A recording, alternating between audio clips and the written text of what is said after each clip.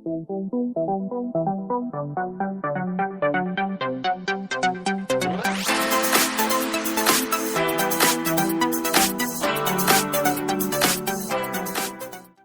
Rusia ke Ukraina bisa menjadi salah satu kegagalan militer paling besar dalam sejarah modern. Dan yang mengejutkan, situasinya justru semakin buruk. Dalam 3 bulan terakhir, sesuatu benar-benar menghancurkan pasukan Rusia di medan perang. Kerugiannya luar biasa. Menurut Volodymyr Zelensky, sekitar 89.000 tentara Rusia menjadi korban hanya dalam kuartal pertama 2026. Angka yang sangat besar dan sulit diabaikan. Jika dibagi rata, itu berarti hampir 30.000 korban setiap bulan. Sebuah tingkat kehilangan yang sangat tinggi, bahkan untuk perang modern. Dan ini terjadi di saat yang tidak biasa. Januari dan Februari adalah musim dingin, biasanya memperlambat operasi militer. Namun begitu memasuki Maret, saat ofensif musim semi dimulai, intensitas pertempuran meningkat drastis. Yang berarti satu hal, kerugian terbesar kemungkinan terjadi justru di bulan terakhir itu. Dan ini membuka pertanyaan yang jauh lebih besar. Apa sebenarnya yang sedang terjadi pada militer Rusia? Apa arti semua ini? Sederhana, situasinya kemungkinan akan semakin buruk bagi Rusia. Yang mengejutkan, angka 89.000 korban dalam 3 bulan ini bahkan bukan rekor terburuk. Pada periode November 2025 hingga Januari 2026, kerugian Rusia justru mendekati 100.000. Saat itu, pasukan Vladimir Putin mencoba melanjutkan ofensif besar, namun terjebak dalam kondisi musim dingin yang ekstrim, dan itu menjadi bumerang. Pasukan yang terisolasi menjadi target empuk bagi drone dan unit search and destroy milik Ukraina. Ironisnya, jika dibandingkan, angka 89.000 ini malah terlihat seperti peningkatan. Tapi tentu saja, ini bukan kabar baik, karena skala kerugiannya tetap sangat besar. Dan ada satu hal penting yang harus diperhatikan. Kata terkonfirmasi. Angka-angka ini hanyalah korban yang bisa diverifikasi. Artinya, jumlah sebenarnya kemungkinan jauh lebih tinggi. Bahkan menurut laporan dari unit drone Ukraina yang dipimpin oleh Robert Brovdi, sekitar 20% serangan tidak bisa diverifikasi secara penuh. Dan itu membuka kemungkinan yang mengkhawatirkan, bahwa angka yang kita lihat sekarang hanyalah bagian dari kenyataan yang jauh lebih besar. Perlu dipahami, Ukraina sebenarnya tahu bahwa serangan mereka berhasil. Drone dan pengintaian udara memberi bukti bahwa target terkena. Yang sulit adalah menghitung berapa banyak tentara Rusia yang benar-benar tewas.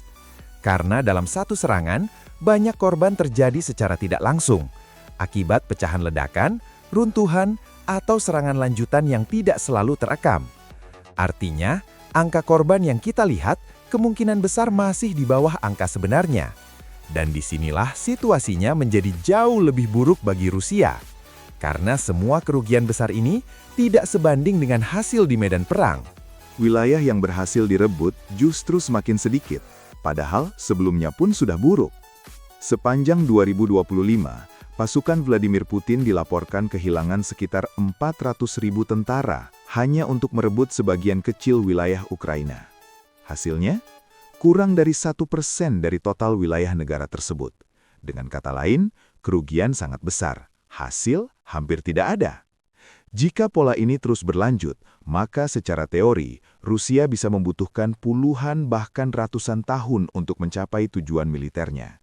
Dan itu menunjukkan satu hal yang jelas, ini bukan hanya perang yang mahal, ini adalah perang yang tidak efisien. Artinya, bahkan jika perang ini berlangsung puluhan tahun, tujuan Vladimir Putin mungkin tidak akan pernah tercapai. Dan yang lebih parah, laju kemajuan Rusia justru semakin melambat. Data dari Institute for the Study of War menunjukkan bahwa antara Oktober 2025 hingga Maret 2026, Rusia hanya mampu merebut sekitar 1.930 km wilayah. Angka itu jauh lebih rendah dibanding periode sebelumnya. Sebuah tanda jelas bahwa ofensif Rusia mulai kehilangan momentum. Namun yang paling mencolok adalah perbandingannya dengan kerugian yang diderita. Jika kita hitung secara kasar, Rusia telah kehilangan sekitar 159.000 tentara untuk pencapaian wilayah tersebut. Dan itu belum termasuk korban tambahan dari bulan Oktober yang diperkirakan mencapai puluhan ribu. Dengan kata lain, Rusia mengorbankan ratusan ribu tentaranya untuk hasil yang semakin kecil. Ini bukan hanya perlambatan, ini adalah tanda bahwa strategi yang digunakan mulai gagal memberikan hasil. Dan jika tren ini terus berlanjut, bukan hanya kemenangan yang menjauh, tetapi kemampuan Rusia untuk terus berperang juga mulai dipertanyakan. Jika kita gabungkan semuanya, total kerugian Rusia mencapai sekitar 184.000 tentara hanya dalam 6 bulan. Untuk apa? Hanya sekitar 745 mil persegi wilayah. Artinya, Vladimir Putin kehilangan hampir 247 tentara untuk setiap 1 mil persegi yang direbut. Ini bukan sekadar kerugian besar, ini adalah pengorbanan generasi untuk hasil yang sangat kecil, dan dampaknya mulai terasa serius bagi militer Rusia. Lebih buruk lagi, situasinya belum mencapai puncaknya, karena sekarang ofensif musim semi sudah dimulai, dan itu berarti satu hal, lebih banyak serangan, lebih banyak korban. Bahkan pada satu hari di bulan Maret, Rusia mencatat angka yang mengejutkan, lebih dari 1.700 tentara hilang dalam 24 jam. Ditambah ratusan kendaraan dan puluhan sistem artileri yang hancur. Angka ini jauh lebih tinggi dibanding sebelumnya, yang hanya ratusan per hari. Untuk memberi gambaran, dalam 2 hari saja, Rusia kini bisa kehilangan lebih banyak tentara dibanding total kerugian Amerika Serikat selama perang di Afghanistan. Dan itu menunjukkan satu hal yang mengerikan. Skala perang ini sudah berada di level yang sangat ekstrim. Sebagai perbandingan, dalam Perang Soviet di Afghanistan, Rusia kehilangan sekitar 15.000 tentara dalam waktu 10 tahun. Sekarang, jumlah itu bisa hilang hanya dalam setengah bulan di Ukraina. Angka yang benar-benar luar biasa. Dan ini menunjukkan satu hal. Bahkan dalam kegagalan, perang ini jauh lebih buruk dibanding konflik masa lalu. Sejauh ini, sekitar 89.000 tentara Rusia hilang hanya dalam 3 bulan pertama 2026, dengan hasil wilayah yang hampir tidak berarti. Ditambah dengan ofensif musim semi, ini seperti bom waktu yang siap meledak, dengan korban yang akan terus bertambah. Namun ada masalah yang lebih besar, masalah yang membuat situasi ini berubah dari sekedar bencana menjadi sesuatu yang bisa mengakhiri perang bagi Vladimir Putin. Karena persoalan Rusia bukan hanya soal kehilangan ribuan tentara. Masalah sebenarnya jauh lebih dalam dari itu.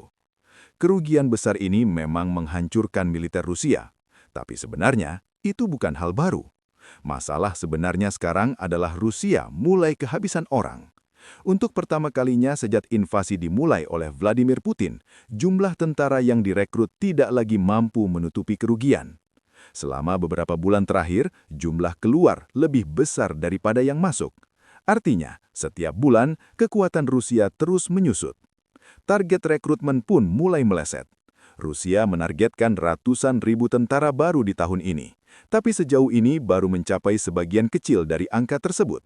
Dan jika dibandingkan dengan jumlah korban, bahkan angka puluhan ribu rekrutan baru pun tidak cukup. Secara teori, Rusia masih bisa menyeimbangkan kerugian jika angka rekrutmen tinggi. Namun kenyataannya berbeda, karena angka korban yang terlihat belum tentu mencerminkan total sebenarnya. Dan disinilah masalah menjadi jauh lebih serius. Bukan hanya kehilangan tentara, tapi kehilangan kemampuan untuk menggantikan mereka. Namun ada beberapa masalah besar dengan perhitungan itu. Pertama, target rekrutmen Rusia sudah mulai meleset. Seharusnya mereka sudah mencapai sekitar 25% dari target tahunan. Tapi kenyataannya masih di bawah itu. Artinya, rencana besar Vladimir Putin mulai terlihat terlalu ambisius. Kedua, kita kembali ke satu kata penting, terkonfirmasi. Angka 89.000 itu bukan total sebenarnya. Jumlah korban real kemungkinan jauh lebih tinggi, bahkan bisa puluhan ribu lebih banyak. Dan jika itu benar, maka bahkan target ratusan ribu rekrutan pun tidak akan cukup. Ketiga, Ukraina justru baru mulai meningkatkan tekanan. Volodymyr Zelensky bahkan menargetkan hingga 50.000 korban Rusia per bulan. Angka yang terdengar ekstrim, tapi bukan mustahil jika intensitas perang terus meningkat. Dan dengan ofensif musim semi yang sedang berjalan, jumlah korban hampir pasti akan terus naik. Artinya, kondisi sekarang yang sudah sangat buruk mungkin justru adalah versi terbaik yang bisa diharapkan Rusia di 2026. Masalah lainnya, metode rekrutmen Rusia mulai kehilangan efektivitas. Selama ini mereka mengandalkan satu cara sederhana, uang. Bayaran besar untuk menarik sukarelawan, bahkan lebih besar dari yang pernah mereka lihat sebelumnya. Namun kini bahkan itu pun mulai tidak cukup, karena semakin banyak orang yang menyadari satu hal, risikonya tidak sebanding dengan imbalannya. Namun ketika target tidak tercapai, Rusia mulai mengambil langkah yang lebih putus asa. Pemerintah daerah kini ikut dilibatkan dalam perekrutan. Perusahaan-perusahaan diminta, bahkan dipaksa, untuk menyerahkan nama karyawan mereka sebagai calon tentara. Jika menolak, denda besar menanti. Ini bukan lagi perekrutan sukarela. Ini mulai terlihat seperti mobilisasi terselubung. Dan tidak berhenti di situ. Mahasiswa pun kini menjadi target berikutnya. Kementerian Pendidikan, di bawah arahan pemerintah pusat, mendorong kampus-kampus untuk mengirim sebagian mahasiswa mereka ke militer. Puluhan ribu tentara baru diharapkan datang dari generasi muda ini, sebuah langkah yang menunjukkan betapa mendesaknya situasi. Karena pada akhirnya, ini bukan hanya soal perang di medan tempur. Ini mulai berdampak langsung pada masyarakat sipil. Dan disinilah masalah baru muncul. Karena ketika terlalu banyak orang ditarik ke perang, ekonomi dalam negeri mulai terpukul. Tenaga kerja berkurang, produktivitas menurun, dan tekanan terhadap negara semakin besar.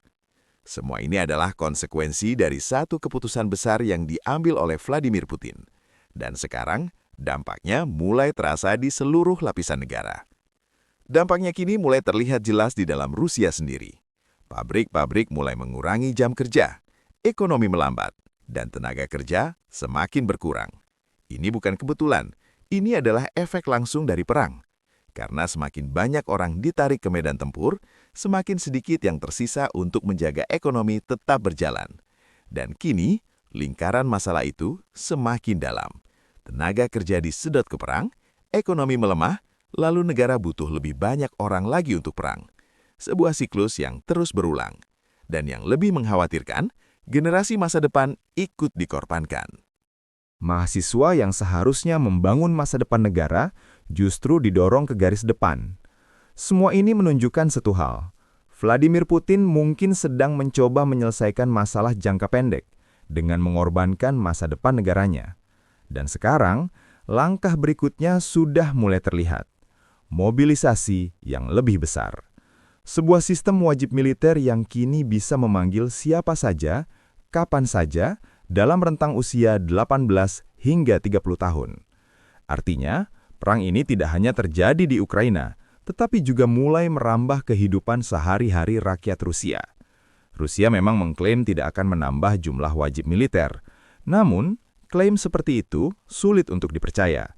Karena pada akhirnya, setiap orang yang direkrut, baik dikirim ke medan perang atau tidak, akan menjadi bagian dari cadangan militer. Dan disinilah rencana sebenarnya mulai terlihat. Karena di balik layar, Vladimir Putin sedang bergerak menuju sesuatu yang selama ini ia hindari. Mobilisasi. Bukan lagi sukarela, melainkan paksaan. Rencana pemanggilan cadangan secara bertahap mulai disiapkan. Sebuah langkah yang sangat sensitif, terutama setelah mobilisasi sebagian pada 2022 memicu ketidakpuasan besar di dalam negeri. Dan Putin tahu resikonya, bukan hanya di medan perang, tapi juga di dalam negeri. Karena mobilisasi besar-besaran bisa mengguncang stabilitas kekuasaannya sendiri. Namun di sisi lain, pilihannya semakin sedikit. Dengan korban yang terus meningkat, stok sumber daya manusia mulai menipis. Dari narapidana hingga sukarelawan, semuanya sudah mulai habis. Bahkan insentif uang yang dulu efektif, kini tidak lagi cukup untuk menarik orang bergabung. Dan itu membawa Rusia ke titik yang berbahaya. Jika ingin terus berperang, maka mobilisasi besar-besaran hampir tidak bisa dihindari. Wilayah di Rusia mulai kehabisan dana. Insentif besar yang dulu digunakan untuk menarik sukarelawan, kini mulai berkurang. Karena pada akhirnya, daerah-daerah itu juga butuh uang untuk bertahan hidup. bukan hanya untuk mengirim lebih banyak tentara ke perang. Dan di saat yang sama, Ukraina justru semakin efektif. Zona pembunuhan yang dipenuhi drone kini semakin luas. Serangan jarak menengah memperluas jangkauan kehancuran. Produksi drone Ukraina pun terus meningkat, jutaan unit setiap tahun. Artinya, tekanan terhadap Rusia tidak akan berkurang dalam waktu dekat. Bahkan jauh di belakang garis depan, serangan Ukraina mulai menghantam infrastruktur penting Rusia. Kilang minyak, terminal ekspor, hingga fasilitas militer. Ini bukan hanya melemahkan militer, tapi juga aliran uang Rusia. Hasilnya, kerusakan di belakang, kematian di depan. Dan semuanya terjadi secara bersamaan. Saat ofensif musim semi meningkat, situasi ini hanya akan semakin buruk. Dalam beberapa hari saja, Rusia melancarkan ratusan serangan dengan ribuan korban sebagai akibatnya. Dan itu menunjukkan satu hal yang sangat jelas.